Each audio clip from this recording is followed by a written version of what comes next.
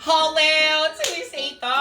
Totoo nang malapit na ang Pasko pero isi-celebrate muna ni Marco ang isang taon niya sa mundo. Kaya first birthday ng aking client slash inaanak na anak po ng aking mga kumarit kumpare Mr. and Mrs. Mark and Ninya Sadsad. At a birthday po ngayon ng kanilang bunsong anak na inaanak ko, si Marco Sadsad. Pati rin si Hana, birthday din. Tatlo sila magkaka-birthday. Si Nina, si Hana, si Marco. Pero yan, bago po yan, mag-outfit check muna tayo. Oh, di ba?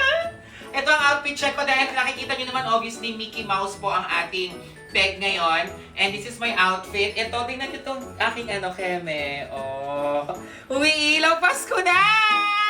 Umiilaw yung aking headdress. Yung hair ko ginawa ng aking anak na si Cassie. Ito okay lang to sa Cubao, itong red ko na to.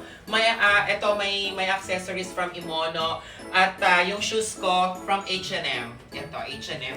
So punta na tayo doon nandito pala ako sa The Bayleaf sa Intramuros Hotel. The Bayleaf Hotel Intramuros.